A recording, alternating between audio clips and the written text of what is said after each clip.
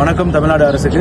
நாங்க 6 பேரும் இந்த குவைத் சிட்டி மெர்காப் சிட்டில வந்து வேலை பார்த்துக்கிட்டு இருந்தோம். ஒரு தமிழ்காரர்கிட்ட அவர் வந்து நமக்கு இது நாள் வரைக்கும் நல்லபடியா சம்பளம் கொடுத்து நமக்கு சரியான முறையில கரெக்டா நடந்துகிட்டு இருந்தாரு. இப்ப அவர்கிட்ட இருந்து இந்த கடையுடைய கஃபீல்டு சொல்றவங்களும் பிளஸ் வந்து இந்த கடையுடைய மேனேஜராக இருக்கக்கூடிய தாஜுதீன், அவரும் ஒரு கும்பகோணம் தமிழர் தான்.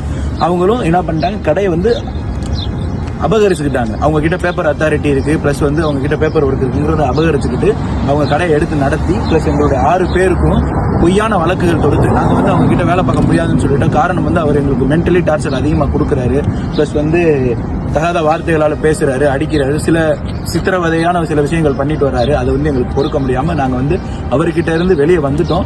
ஆனா அவர் வந்து எங்க மேல நாங்க வெளியே வந்ததுனால பொய்யான வழக்குகள் தொடுத்து எங்க மேல தகைவு போட்டு நாங்க ஓடிட்டோம், வேலையை விட்டு போயிட்டோம் அப்படின்ற மாதிரி பொய்யான வழக்குகள் பதிவு செஞ்சு எங்களை வந்து இந்த இடத்துல இந்த ஊரை விட்டு மொத்தமா ஃபிங்கரிங், அதாவது ஃபிங்கர் வச்சுட்டு போறத வச்சு எங்களை வெளியேற்றுற அளவுக்கு எங்களை நிலைமைக்கு உள்ளாக்கிட்டாங்க. இன்னைக்கு நாங்க 6 பேருமே அதுக்கப்புறம் வந்து அயலக தூதரக அதிகாரி ஷாஜகான் அவர்கிட்ட போய் நாங்க கேட்டோம். அதுக்கப்புறம் அவர் பேசியும் அவருக்கு சரியான முறையான பதில் கொடுக்கல. அதுக்கப்புறம் பட்டுக்கோட்டை அயலக திமுக அணி பொறுப்பாளர் வந்து பட்டுக்கோட்டை சரவணன், அவர்கிட்டையும் பேசணும். அவர்கிட்ட பேசினியும் அவர் சரியான பதில் கொடுக்கல. அவருடைய குவைத்திய கூட்டு வந்துக்கிட்டு பெரும் பெரும் பிரச்சனைகளை இன்னும் எடுத்துக்கிட்டு போயிட்டு இருக்கிறாரு. எங்களை வந்து ஃபிங்கர் வச்சு இந்த நாட்டை விட்டே மொத்தமா ரீபோர்ட் பண்ணணும், திருப்பி இந்த நாட்டுக்கே வராத மாதிரி சில சூழல்களை ஏற்படுத்திக்கிட்டு இருக்கிறாரு.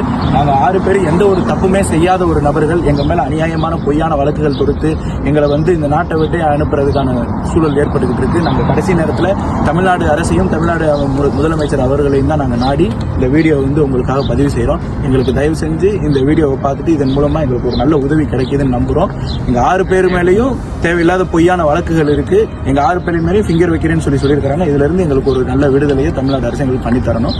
அவ்வளவுதான். எங்களுக்கு தயவு செஞ்சு உதவி செய்யணும் கேட்டுக்கிறோம்.